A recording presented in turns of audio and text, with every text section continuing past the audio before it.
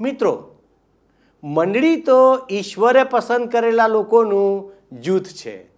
મંડળી તો ઉદ્ધાર પામેલા લોકોનો સમૂહ છે, જેઓ એકબીજાને ઉત્તેજન આપીને આત્મિક રીતે બળવાન કરે છે. તેને લીધે જ મંડળીની વૃદ્ધિ થાય છે. દેવની મંડળી તરીકે આજે આપણે કઈ સ્થિતિમાં છીએ?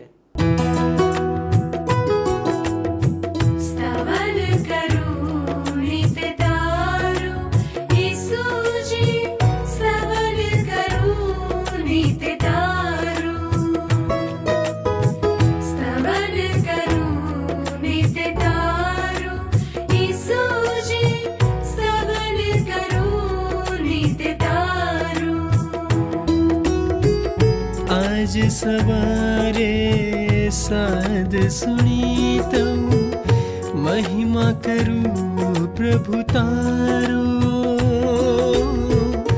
महिमा करूं प्रभु तारो, स्तवन करूं नित तारो.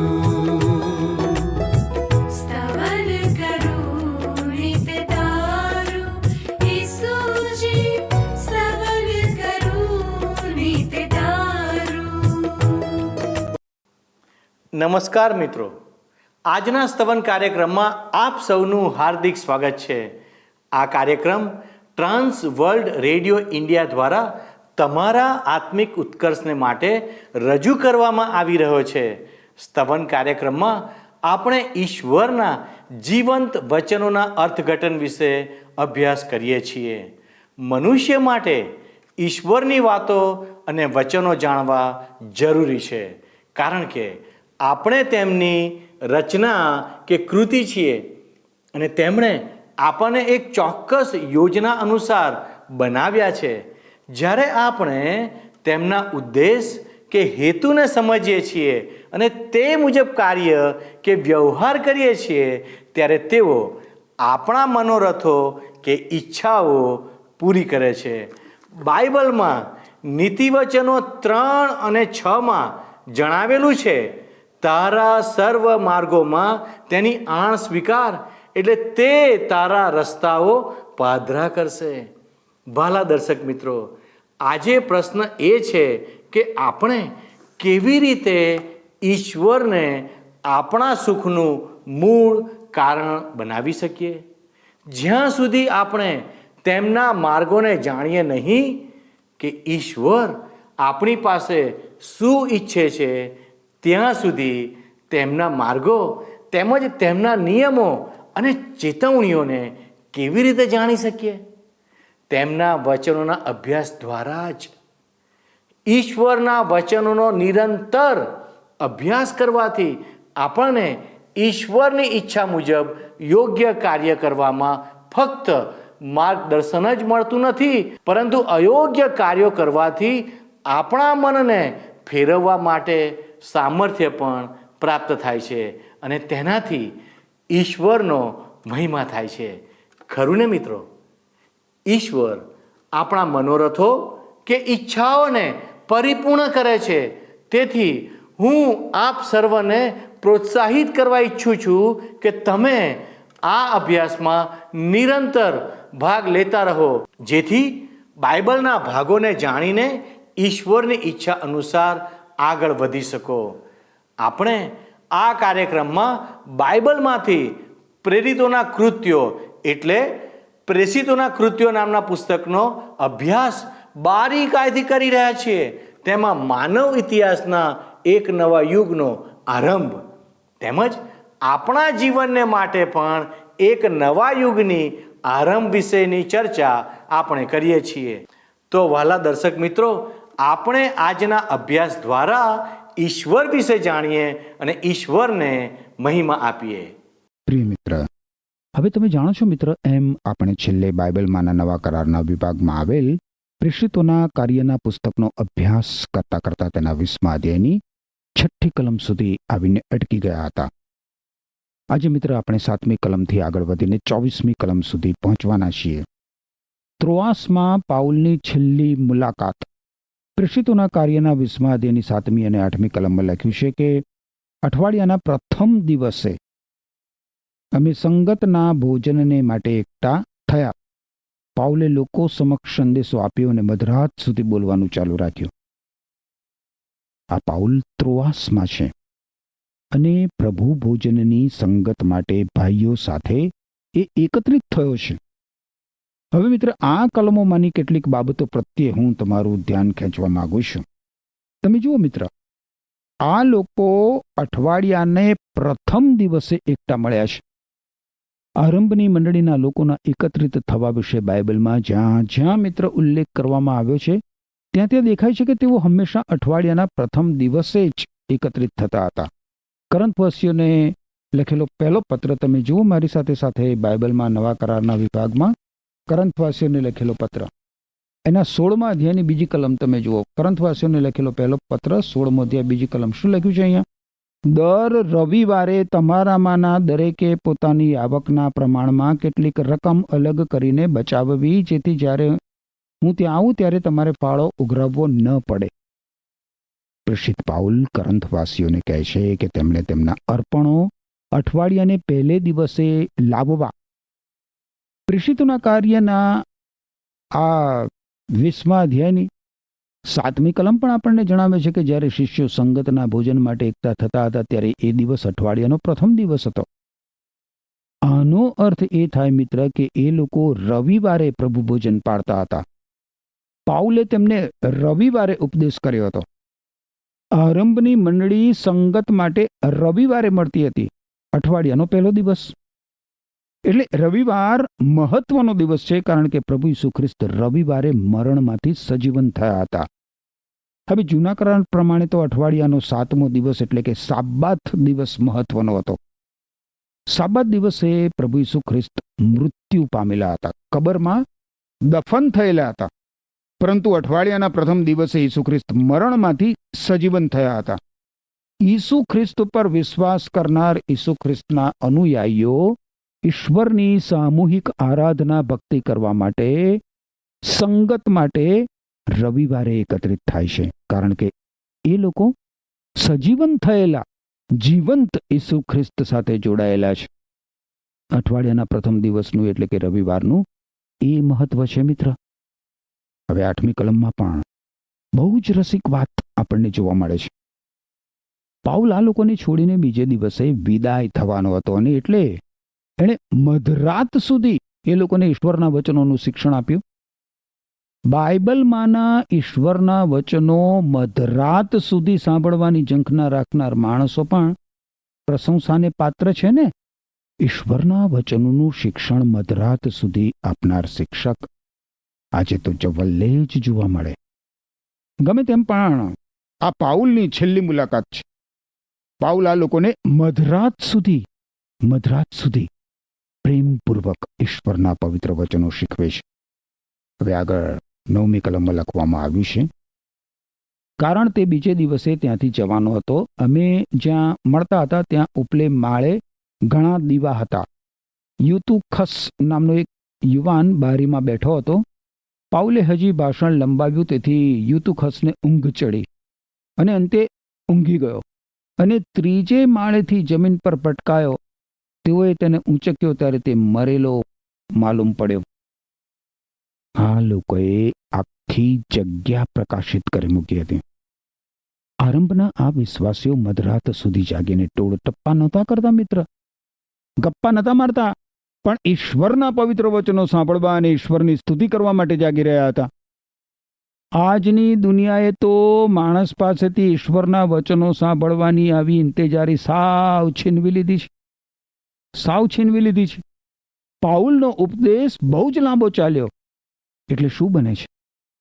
પેલો યુતુખસ નામનો યુવાન, એને ઊંઘ ચડી જાય છે અને બારીમાંથી એ નીચે પટકાઈ પડે છે. યુતુખસ બારીમાં બેઠો હતો. બારીમાં હું જ્યારે નાનો હતો ને મિત્ર, ત્યારે અમારા શહેરમાં પ્રભુ ઈસુ ખ્રિસ્તના યરુશાલેમમાં પ્રવેશ થવાના રવિવારથી એટલે કે ખજૂરીના રવિવારથી જાહેર સભાઓ ભરાતી હતી. આ સભા સાંજે 7 વાગે શરૂ થાય અને 10 વાગ્યા સુધી એ ચાલે. હું તો સાવ નાનો હતો, 4થા ધોરણમાં અભ્યાસ કરતો હતો. મને યાદ છે કે જ્યાં સુધી સભામાં ગીતો ગવાતા ત્યાં સુધી તો હું જાગૃત રહી શકતો, મને મજા પડતી હતી એમાં. પણ જ્યાં ઉપદેશક ઈશ્વરના વચનો શીખવવા, ઉપદેશ કરવા ઊભા થાય એટલે મારી આંખો ઘેરાવા લાગે અને ઉપદેશક 2 કે 5 મિનિટ બોલે એટલે હું તો ઘસઘસાટ ઊંઘતો હોઉં. હજી પણ મિત્ર અમારા શહેરમાં દર વર્ષે એવી જાહેર સભાઓ ભરાય છે, પણ હવે મને ઊંઘ નથી આવતી. હું તો ધ્યાનથી ઈશ્વરના પવિત્ર વચનો ગ્રહણ કરું છું, કારણ કે હવે ઈશ્વરના વચનો સાંભળવાની મને ઉત્સુકતા છે. જ્યારે પણ મિત્ર મને આવી જાહેર સભાઓમાં ઉપદેશ કરવાની તક મળે છે ત્યારે હું મોડે સુધી સવિસ્તર ઈશ્વરના વચનો શીખવું છું અને શ્રોતાજનો પણ ધ્યાનથી શ્રવણ કરે છે. પાઉલે સાચે જ બહુ જ મોડે સુધી ઉપદેશ કર્યો, કારણ કે યુતુખસ નામનો યુવાન ઊંઘમાં આવીને બારીમાંથી 3જે માળેથી નીચે પટકાઈ પડ્યો અને મૃત્યુ પામ્યો. આ સાચે જ બહુ દુઃખદ ઘટના બની ગઈ હોત. પરંતુ જુઓ હવે શું બને છે. 10 થી 12 કલમો જુઓ. પણ પાઉલ નીચે ગયો અને તેના પર પડીને તેને ઢંઢોળ્યો. તેણે કહ્યું, ચિંતા ન કરશો, તે હજી જીવે છે. પછી પાઉલ ઉપલે માળે ગયો અને રોટલી ભાંગીને ખાધી. સૂર્યોદય થયો ત્યાં સુધી લાંબો સમય તેમની સાથે વાતો કરીને પાઉલ ચાલી નીકળ્યો. તેઓ તે યુવાનને જીવતો ઘેર લઈ ગયા અને પુષ્કળ દિલાસો પામ્યા. પાઉલે આ યુવાનને મૃત્યુમાંથી સજીવન કર્યો. તમને યાદ હશે મિત્ર કે સિમોન પીતરે પણ દરકાસ નામની મહિલાને મૃત્યુમાંથી સજીવન કરી હતી. આ તો ઈશ્વરનું વિશિષ્ટ કૃપાદાન હતું જે પ્રભુ ઈસુ ખ્રિસ્તના પ્રેષિતોને આપવામાં આવ્યું હતું. લૂક અહીં નોંધે છે કે યુતુખસ સજીવન થયો તેથી લોકો પુષ્કળ દિલાસો પામ્યા. એનો અર્થ એ કે આ નવજુવાનને મૃત્યુમાંથી સજીવન થયેલો જોઈને લોકો રોમાંચિત થઈ ગયા. હવે પાઉલ આખી રાત બહુ ફાટતા સુધી ઉપદેશ કરવાનું ચાલુ રાખે છે અને આપણા માટે કેટલું બધું પડકારરૂપ છે. આરંભના આ વિશ્વાસીઓ પાઉલનો ઉપદેશ સાંભળવા આખી રાત બેસી રહ્યા. આખી રાત આ વિશ્વાસીઓ ઈશ્વરના વચનો સાંભળવા કેટલા બધા ઉત્સુક હતા, કેટલા બધા ઉત્સુક હતા.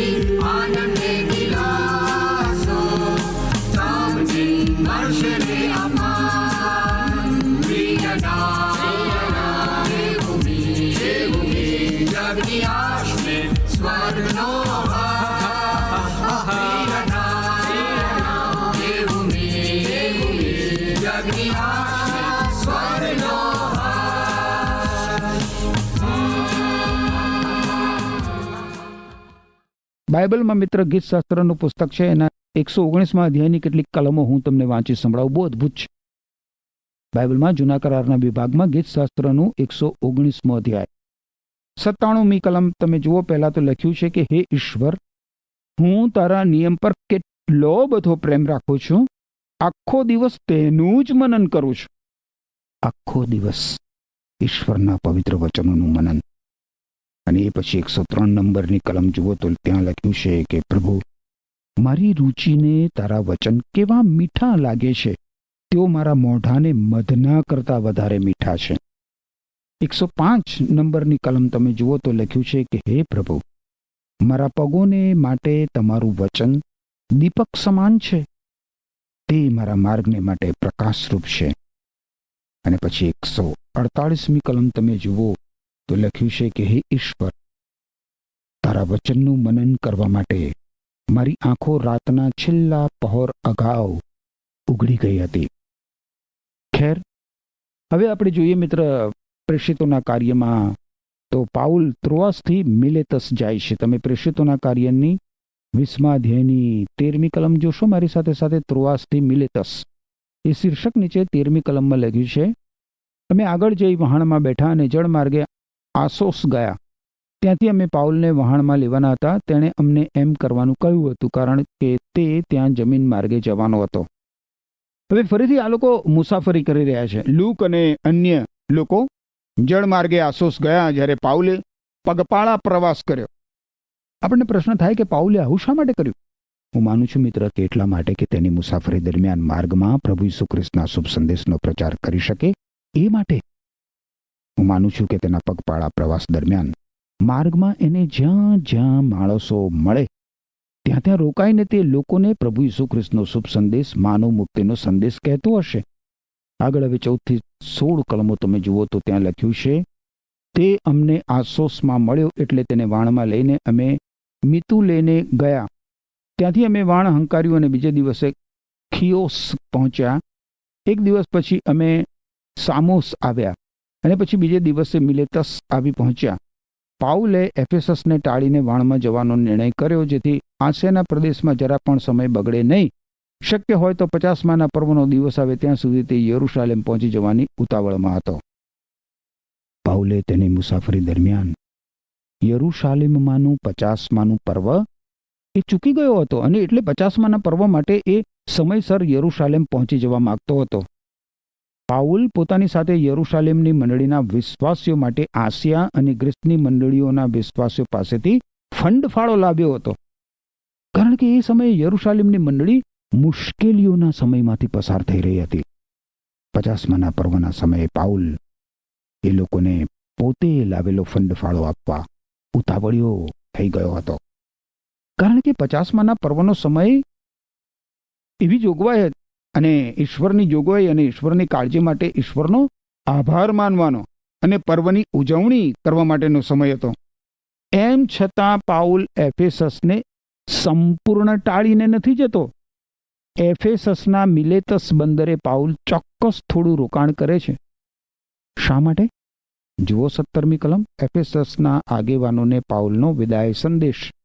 એ શીર્ષક નીચે 17મી કલમમાં લખ્યું છે, પાઉલે મિલેતસથી એફેસસ સંદેશો મોકલ્યો કે મંડળીના આગેવાનો તેમને મળવા આવે.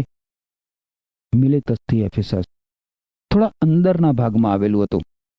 પાઉલે એફેસસની મંડળીના આગેવાનોને પોતાના વિદાય સંદેશ આપવા એફેસસથી તેડી મંગાવ્યા. હવે પાઉલ તેના વિદાય સંદેશમાં તેઓને શું કહે છે એ આપણે જોઈએ. પ્રથમ આપણે 18 થી 21 કલમો જોઈશું. પાઉલ અહીં એફેસસની મંડળીના આગેવાનોને કહેશે કે તે આવ્યા એટલે તેણે કહ્યું, આસિયા પ્રદેશમાં હું પ્રથમવાર આવ્યો ત્યારથી તમારી સાથેનો પૂરો સમય મેં કેવી રીતે ગાળ્યો તે તમે જાણો છો. યહૂદીઓના કાવતરાને કારણે કપરા સમયોમાં થઈને પસાર થતા પ્રભુના સેવક તરીકે મેં મારું સેવા કાર્ય પૂરી નમ્રતા અને ઘણા આંસુઓ સાથે કર્યું.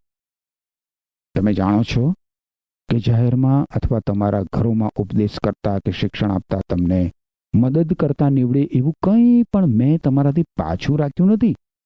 યહૂદી અને બિનયહૂદી બધાને એક સરખી રીતે મેં ગંભીર ચેતવણી આપી કે તેઓએ પોતાના પાપથી દૂર થઈ ઈશ્વર તરફ ફરવું અને આપણા પ્રભુ ઈસુમાં વિશ્વાસ કરવો. પ્રેષિત પાઉલ પ્રભુ ઈસુ ખ્રિસ્તનો વિશ્વાસુ અને વફાદાર સાક્ષી બન્યો હતો. મિત્ર, પાઉલ ખાતરીપૂર્વક કહી શકે કે તેણે આ લોકોને ઈશ્વરના પવિત્ર વચનો શીખવ્યા હતા. ઈશ્વરના બધા જ વચનો, પૂરેપૂરા બાઇબલનો અભ્યાસ કરાવનાર હું સૌ પ્રથમ માણસ નથી. મિત્ર, પાઉલે પૂરેપૂરું બાઇબલ શીખવ્યું હતું. પાઉલે એ લોકોને ઈશ્વરની બધી જ વાતો શીખવી હતી. યહૂદી ધર્મના સૂત્રધારકોએ પાઉલનો સખત વિરોધ કર્યો હતો અને એમ છતાં પાઉલ આમ જનતાને ઈશ્વરના વચનો શીખવવાની બાબતમાં ઈશ્વરને પૂરેપૂરો વિશ્વાસુ અને વફાદાર રહ્યો હતો. હવે મિત્ર, 18 થી 21 કલમોમાંથી એક બીજી હકીકત પણ આપણા ધ્યાન ઉપર આવે છે. ઈસુ ખ્રિસ્ત પર વિશ્વાસ કરનાર વિશ્વાસીનો માર્ગ એ કોઈ સરળ રસ્તો નથી. ઈસુ ખ્રિસ્તના અનુયાયી બનવાથી બધી જ સમસ્યાઓ હલ થઈ જતી નથી કે દૂર થઈ જતી નથી. પાઉલે તો નમ્રતાપૂર્વક અને આંસુ સહિત સેવા કાર્ય કર્યું, પરંતુ એણે કદી જ પોતાના સેવા કાર્યને તિલાંજલિ આપી નહીં કે છોડી દીધું નહીં. દુષ્કર્મોના બંધનોમાંથી, પાપોની શિક્ષામાંથી પ્રભુ ઈસુ ખ્રિસ્તની મારફતે માનવીને મળતી મુક્તિનો શુભ સંદેશ એટલો તો મહત્વનો છે મિત્ર, એટલો તો મહત્વનો છે કે એ શુભ સંદેશ કોઈને પણ આપવાની તક પાઉલ જવા દેતો નથી.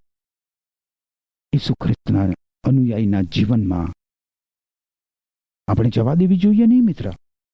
મુશ્કેલીઓ તો આવશે, આંસુઓ વહાવવા પડે, દુઃખો ને સંકટો પણ આવે, પણ એમાં આનંદ અને શાંતિ પણ હોય છે મિત્ર. માથ્યુ અનુસાર શુભ સંદેશ છે, બાઇબલમાં નવા કરારના વિભાગમાં પહેલો શુભ સંદેશ, એના 10મા અધ્યાયની 16 થી 18 કલમોમાં જુઓ પ્રભુ ઈસુ ખ્રિસ્તે શું કહ્યું છે.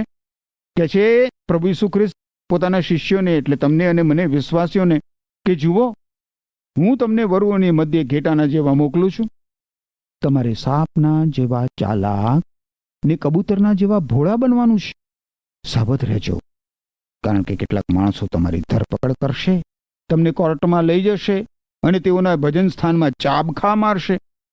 મારે લીધે તમને રાજ્યકર્તાઓ અને રાજાઓની સમક્ષ સજાને માટે લઈ જવામાં આવશે અને તેમને તથા બિન યહૂદીઓને શુભ સંદેશ જણાવવાને માટે આમ બનશે. કેવી વાતો લખી છે, પ્રભુ ઈસુ ખ્રિસ્તે કહી છે મિત્ર.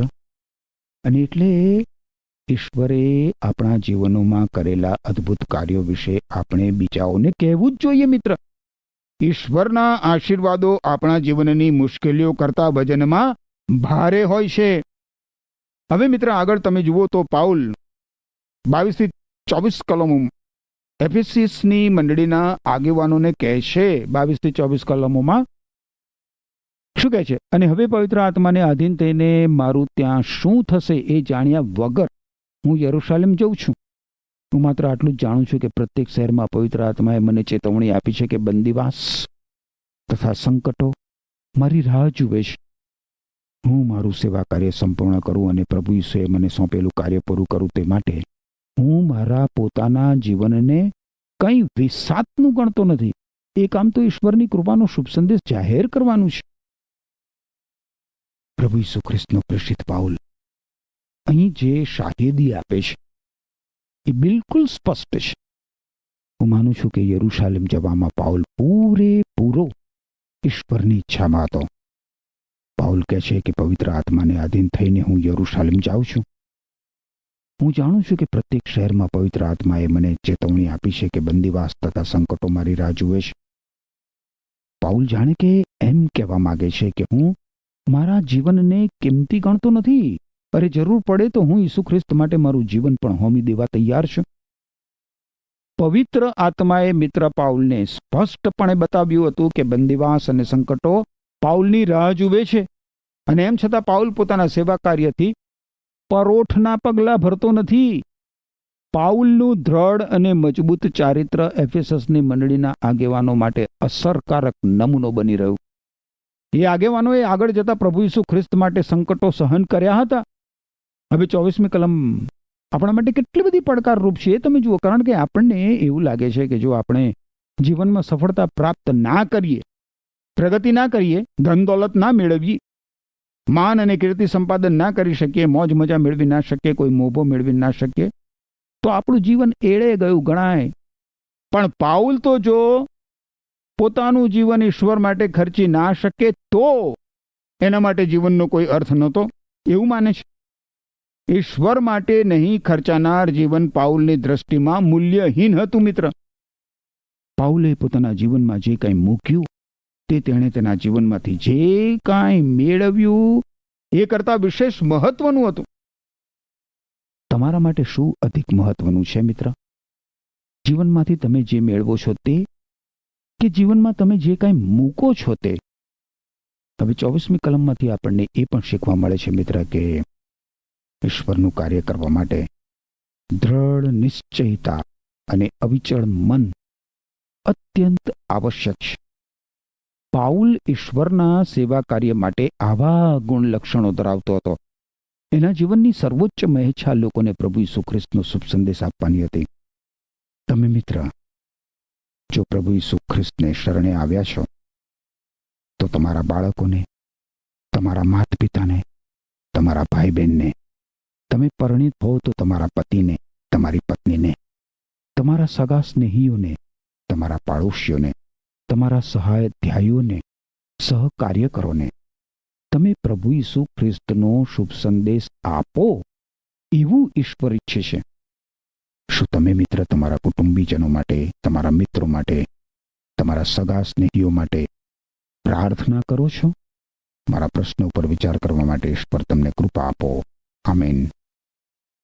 વહાલા દર્શક મિત્રો, આજે આપણે જોયું કે સંત પાઉલે યુથુખસ નામના એક જુવાનને મુયેલામાંથી જીવતો કર્યો. તે પછી સંત પાઉલ પોતાના સાથીદારો સાથે જુદી જુદી જગ્યા પર મુસાફરી કરે છે. તે પછી મંડળીના વડીલોને બોલાવીને તેઓની સાથે વાત કરતા તે શુભ સંદેશના કાર્યમાં તેને જે મુશ્કેલીઓ પડી તે વિશે કહે છે. પણ સંત પાઉલ પોતાની વિશ્વાસની દોડમાં મક્કમતાથી આગળ વધવાનો નિર્ણય કરે છે. શરૂઆતની મંડળી તો કોઈ મનુષ્યના વિચારો પર આધારિત ન હતી. તે તો પવિત્ર આત્મા દ્વારા સ્થાપિત થયેલી મંડળી હતી. મંડળી તો ઈશ્વરની અનંત યોજનાનો એક ભાગ છે. તે માનવ દ્વારા રચિત કોઈ સંસ્થા કે ધર્મ નથી, પરંતુ ઈશ્વર દ્વારા મનુષ્ય મધ્યે પાપોમાંથી છુટકારો પામેલા લોકોનો એક સમૂહ છે. ઈશ્વરે માનવ જાતિને પાપથી મુક્તિ અપાવવાને માટે પ્રભુ ઈસુને મોકલી આપ્યા. તેમણે સંપૂર્ણ માનવ જાતિને માટે પોતાનું નિષ્પાપ અને નિર્મળ લોહી વહેવડાવ્યું. જેઓ આ બધી બાબતો પર વિશ્વાસ કરે છે તેઓને અનંત જીવનનો વારસો મળે છે, અથવા તેઓ તેના વારસદાર બને છે અને મંડળીના માધ્યમથી પસંદ કરેલા સમાજનો એક હિસ્સો પણ બને છે. મંડળીની સેવા માનવ જાતિને આ શુભ સમાચાર પૂરી પાડવા માટેની છે. મંડળી આ પ્રમાણે સામાજિક વ્યવસ્થાથી અલગ પડે છે, જેથી દરેક વિશ્વાસીએ તેના મૂળ ઉદ્દેશને ધ્યાનમાં રાખીને મંડળી પ્રત્યે પોતાની જવાબદારી પૂરી કરવી જોઈએ. મંડળી આત્મિક સેવાનું સ્થાન છે. જ્યારે આપણે પ્રભુ ઈસુ દ્વારા પાપની માફીનો અનુભવ આપણા જીવનમાં કરીએ છીએ ત્યારે આપણે વિશ્વવ્યાપી મંડળીનો એક હિસ્સો બનીએ છીએ. આજે આપણે જાણ્યું કે જેઓ આ અનુભવમાંથી પસાર થયેલા છે તેઓને ઈશ્વર પવિત્ર આત્માનું દાન આપે છે કે જે દરેક વિશ્વાસીને પ્રાપ્ત થતું હોય છે. પરંતુ પવિત્ર આત્માથી ભરપૂર થવા માટે દરેક વિશ્વાસીએ ઈશ્વરના વચનમાં રહેવું જોઈએ. ઈશ્વરના વચનમાં રહેવાથી અને વચનનો અભ્યાસ કરવાથી અને પવિત્ર લોકોની સંગતમાં રહેવાથી આ સુસમાચાર અન્ય લોકો મધ્યે લઈ જવામાં મદદરૂપ બને છે. ઈશ્વર આ પ્રમાણે કાર્ય કરવા આપણ સર્વને મદદ કરે. આમેન. મિત્રો, ગત પ્રશ્નોનો જવાબ છે રોમન.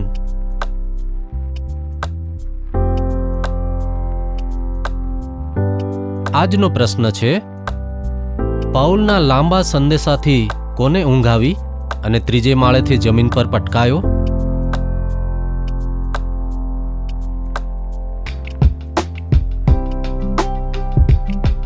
જવાબ આપેલ સ્ક્રીન પર દર્શાવેલ વોટ્સએપ નંબર પર આપવાનો રહેશે.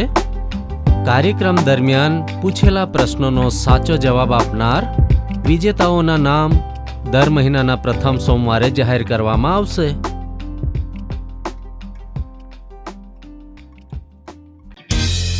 શું તમને આ કાર્યક્રમ ગમ્યો? અત્યારે જ અમને મિસ કોલ કરો.